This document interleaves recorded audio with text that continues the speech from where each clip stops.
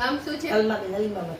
અચ્છા, તમે કંઈક બધી ભારત સરકારમાંથી ને ગુજરાત સરકારમાંથી સહાયો લીધી છે, તો કઈ કઈ લીધી છે? એક મકાનની હોમ લોન લીધેલી છે. હા, એક પર્સનલ લોન મને બરોડા બેંકમાંથી મળી છે. સરસ. એના હું હપ્તા ભરું છું. સરસ.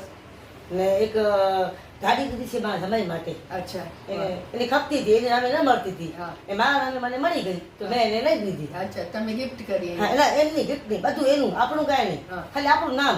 અચ્છા, કે એને ન મળતી હતી એના નામને, આપણું સિવિલ સારું હતું, મદદ કરીએ. મેં એની મદદ કરી. એમ મારા જમાઈને ગાડી લઈ લીધી. એટલે દીકરીને ઊભી કરી. હા, દીકરી. પણ આ સરકારની લોન થી તમને ફાયદો થયો?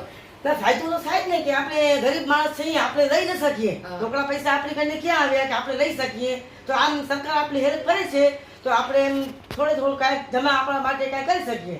લોન એટલે તમે આ સરકાર જે કરી રહી છે એ બહુ સારું કામ કરે છે. સારું જ કામ કરે છે. આ ગરીબો માટે બહુ સારું કરે સારું છે. સારું કરે તો છે. આપણે એમને શુભેચ્છા આપીએ કે ભાઈ આ ફરીને આવે ને આવા ગરીબોના ના, કામ ના, કરે. કામ સારા જ થાય છે. ધર્મેન્દ્રભાઈ મોદી જ્યાંથી આવ્યા ત્યાંથી સરસ જ કામ થાય છે. અને આવા ગરીબોને પાછા એ જ આવશે. પાછા લગભગ મારે ખ્યાલ ઈ જ આવશે. એ જ આવશે નહીં, એક લગભગ નહીં, એ જ આવશે. એ જ આવશે. પણ આપણે એમને એમ શુભેચ્છાઓ પાઠવી અને તમે એમ કહેશો કે આ યોજનાઓના લાભથી તમારો જીવનનો સ્તર ઊંચો આવ્યો, ના સર, તો એટલો ફરક તો આવ્યો જ છે. જીવનમાં સુખાકારી વધી છે. ના, ફરક તો આવ્યો જ છે.